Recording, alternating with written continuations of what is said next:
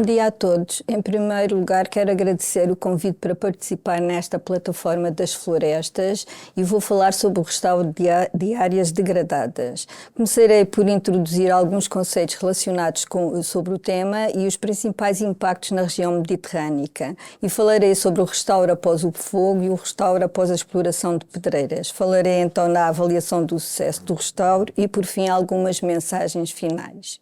Relativamente à perturbação, é quando há destruição total ou parcial da biomassa vegetal em resultado da atividade dos herbívoros e dos agentes patogénicos ou do próprio homem, ou devido a outros fenómenos como geadas, deslizamentos de terra, o fogo ou erupções vulcânicas.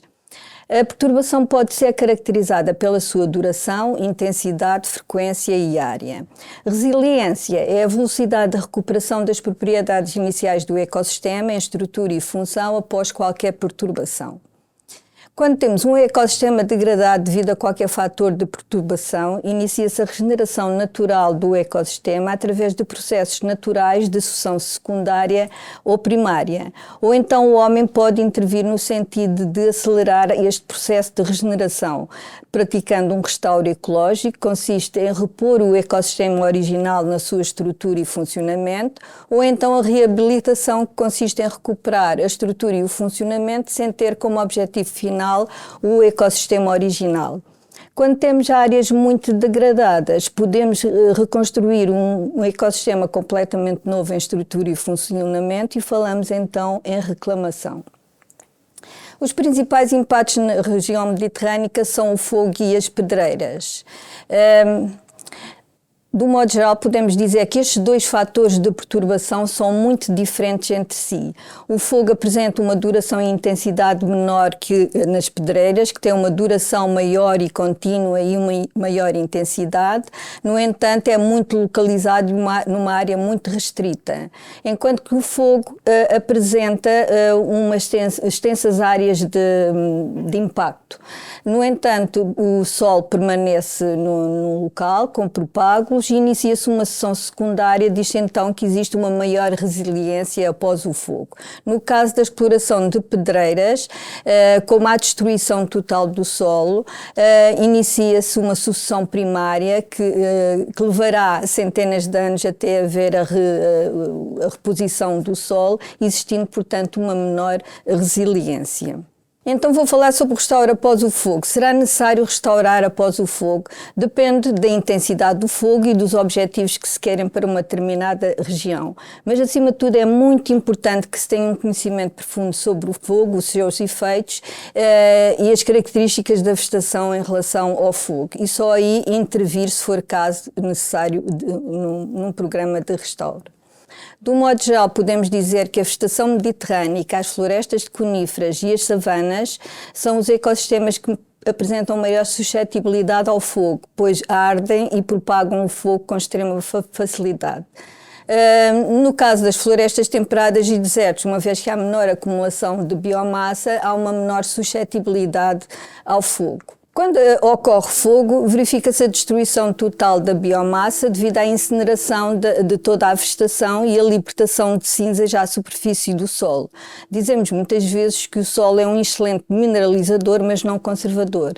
Mineralizador porque restitui todos os nutrientes aprisionados na biomassa viva e não conservador porque a maior parte destes nutrientes, ou alguns nutrientes, se perdem por lixiviação, volatilização e erosão antes e após o fogo.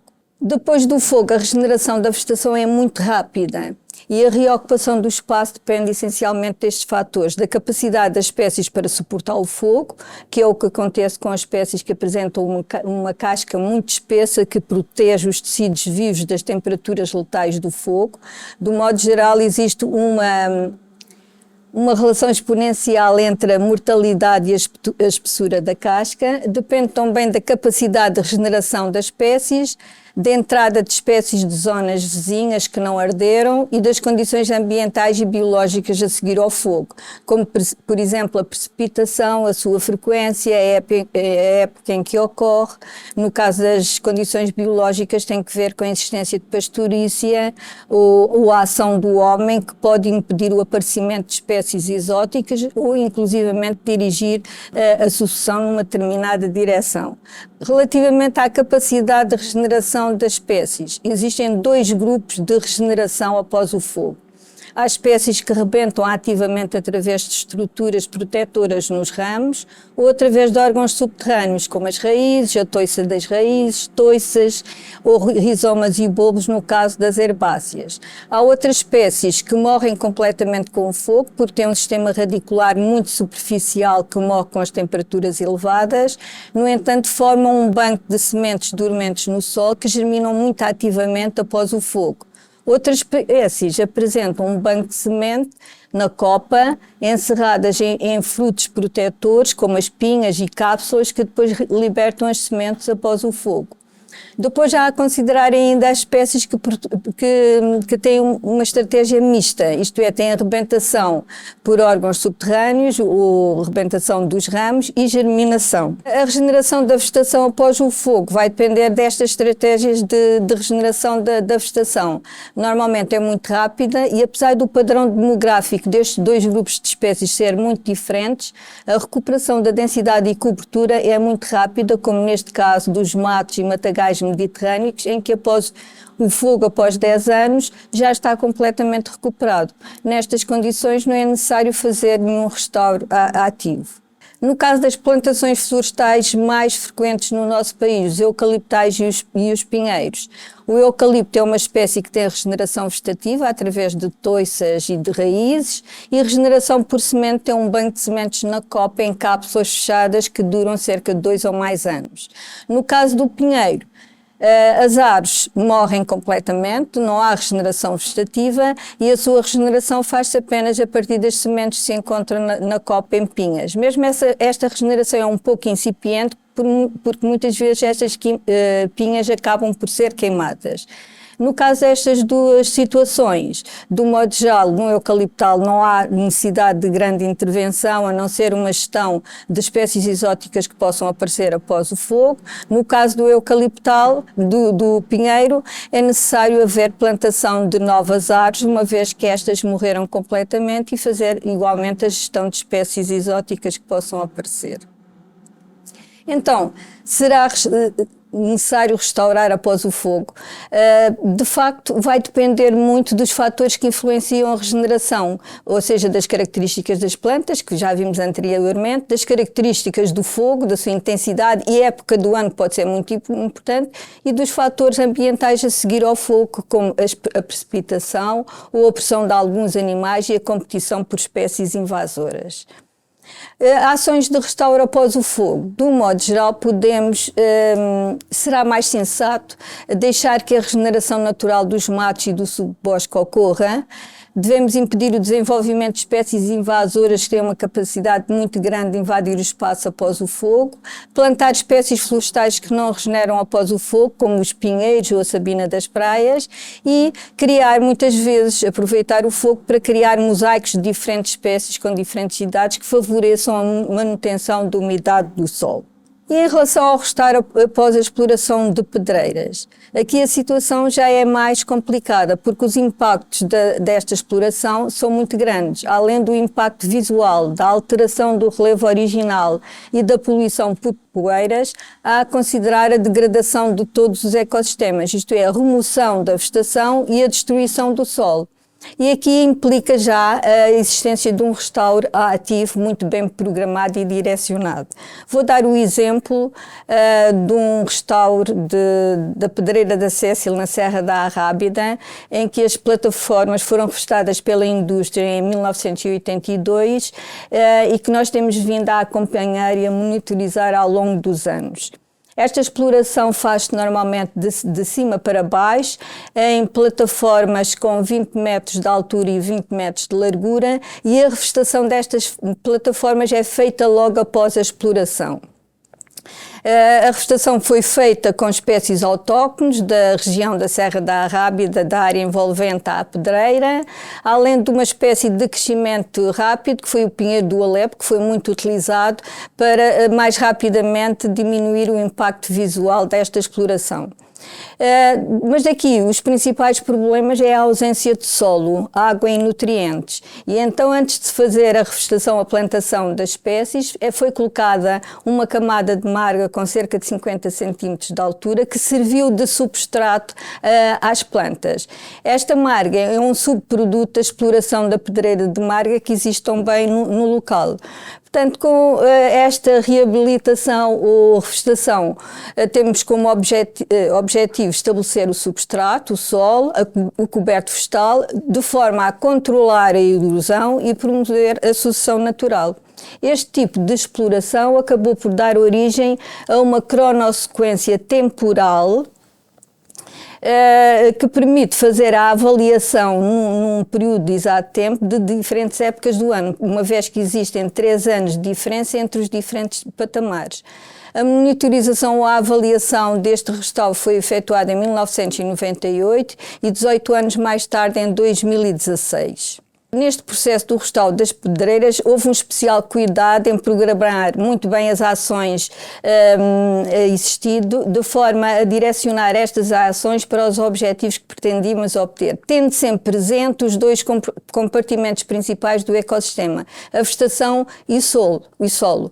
Depois de implementadas estas ações, é fundamental também a monitorização imediatamente após a revegetação, uma monitorização a médio e longo prazo, que permita estudar a trajetória e o sucesso da recuperação, de forma a fazermos, provavelmente ou não, uma gestão adaptativa e avaliarmos o sucesso deste restauro. Vou-vos dar um exemplo dos trabalhos que fizemos, em que foi avaliado o sucesso do restauro, dou apenas alguns exemplos. Um deles tem que ver com as características do solo, a evolução dos solos, que é é fundamental neste tipo de recuperação, e podemos ver que, de facto, em termos de matéria orgânica do solo e pH do solo, houve uma evolução no sentido de aproximação à vegetação natural, mas podemos ver que ainda tem valores muito diferentes daqueles que existem na vegetação natural. Portanto, é uma evolução muito lenta. Relativamente à vegetação, avaliámos a evolução da riqueza específica, ou seja, o número de espécies que existem em cada zona, e fomos avaliar as espécies que foram plantadas, aqui representadas a branco, e os pinheiros que estão bem plantados. Podemos ver que o número de espécies se mantém constante uma vez que foram plantados. No entanto, as espécies espontâneas que apareceram naturalmente das áreas envolventes à pedreira aumentaram nos primeiros 9 anos e depois mantêm-se constantes e aproximam-se já da vegetação natural. As espécies herbáceas apresentam alguma irregularidade, no entanto ainda estão muito acima da vegetação natural. De qualquer forma, podemos dizer que a vegetação está a recuperar mais rapidamente que o solo. Em relação à evolução entre 1998 e 2016, fizemos uma comparação entre as arbustivas plantadas e as arbustivas espontâneas. Aqui temos representado o ano de 98 com barras castanhas e 2016 a barras verdes. E podemos ver que há uma diferença muito acentuada da densidade destas espécies, quer plantadas, quer espontâneas.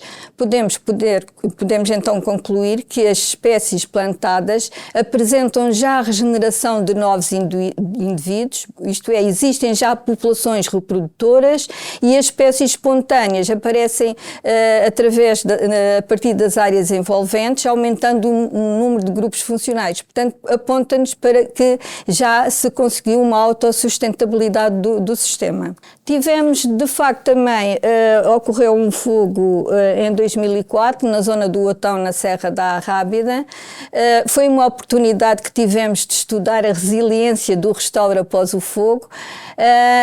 Temos então fizemos já a avaliação na zona natural que não ardeu, na zona natural ardida e, infelizmente, arderam alguns patamares, os mais velhos, podem ver ali os pinheiros queimados, e podemos então comparar a evolução destes patamares após o fogo. Na tabela, em termos de diversidade, podemos ver que o índice de diversidade da zona queimada, dos patamares queimados, aproxima-se muito da zona natural, ao contrário dos outros patamares que não arderam, assim como o índice de similaridade. Portanto, isto indica de facto que o nosso restauro apresenta vegetação que tem resiliência a este fator que é o fogo. Portanto, estes foram mais ou menos os critérios que eu posso apresentar aqui, não apresento muitos, que nós usamos para avaliar o sucesso do restauro. A Sociedade Ecológica de Restauro indicou cerca de 9 critérios para se fazer este restauro e nós, nos nossos estudos, conseguimos dar resposta a 7 destes critérios, desde a diversidade, espécies autóctones, grupos funcionais, populações reprodutoras, resiliência e, finalmente, a autossustentabilidade, que é muito importante. Como mensagens finais, portanto, posso dizer que o processo de recuperação não é muito fácil e não se faz em poucos anos, mas deve tentar integrar sempre com as áreas envolventes e complementar com as áreas envolventes. Acima de tudo, deve haver uma monitorização contínua a longo prazo e, se necessário, fazer uma gestão desse restauro. E deve haver uma base científica formada por equipas multidisciplinares que permitam ver a evolução dos diferentes compartimentos do ecossistema, além do envolvimento de diferentes stakeholders e que nos permite obter resultados a médio e longo prazo, que permite, de facto, saber se faz sentido estar a recuperar aquela área ou não. Muito obrigada pela atenção e estou ao vosso dispor para qualquer esclarecimento.